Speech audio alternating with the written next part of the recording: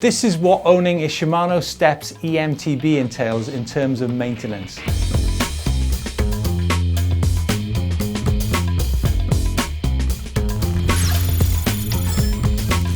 Today we're going to be talking about 5 different aspects of maintenance. We've got the drive unit, the battery, the cycle computer, the switch, and also the cables that are involved here. To add to that, we're going to be talking about cleaning of the system as well. The first item we're going to talk about is the battery. Now this is something that you might not normally have had to deal with on your usual mountain bike. The key thing with the battery is to get into a habit of putting it on charge every time you get in from a ride. The thing with the battery, you don't want to leave it on low state of charge. But also when you do charge it up, you don't want to charge it indefinitely because that can damage the battery as well. So let's get into the heart of the matter here, the nitty-gritty, the drive unit. Now, the Shimano take on this is that you leave the motor completely alone. Any kind of maintenance that he's doing, you send it off.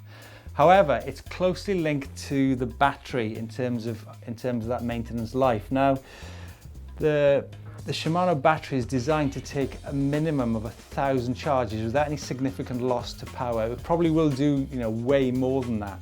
But if you think about it, 1,000 charges and you're doing 35, 40 miles per ride, that's a hell of a lot of riding. So the motor is designed to be able to deal with that amount of riding. So that amount of riding is going to actually mean that the rest of the bike has probably been replaced 5 times over by the time you get to that position. So leave the old motor alone, it'll look after itself. Now you could, if you wanted, replace the chainring. It's a steel chainring on the Shimano motor.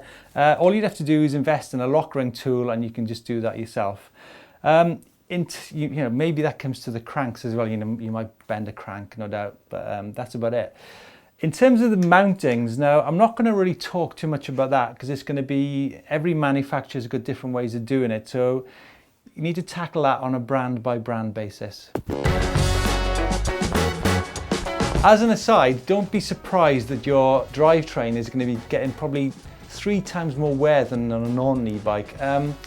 It's common sense really. If you're going to go to your local downhill spot and you're going to be pushing up and down that hill maybe 10, 20 times, on an e-bike you're going to be riding it 10, 20, 30 times. So it's common sense that it's going to get more wear. So bottom line here with the drivetrain is the usual rules apply in terms of maintenance.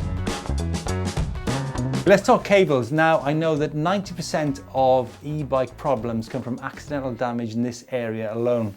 So as long as your dealer has got everything covered, then you should be okay. What I like about this particular bike is the heat shrink up front, which prevents the cable from getting snagged and it keeps it all neat and tidy up front. Another neat touch on this bike is the Di2 specific handlebar, which means everything's internal.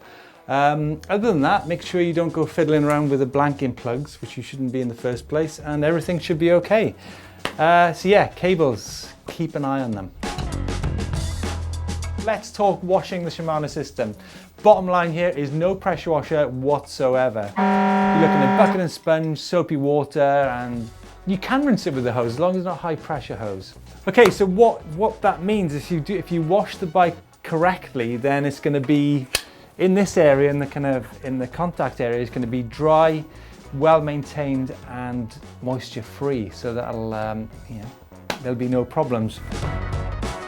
And finally, the cycle computer and the switch. Now normally you shouldn't have to touch these whatsoever, only through accidental damage through a crash or what have you. In fact, if you have a problem with any part of your Shimano Step system, you don't necessarily have to send it back to the place of purchase. Any Shimano dealer can deal with it.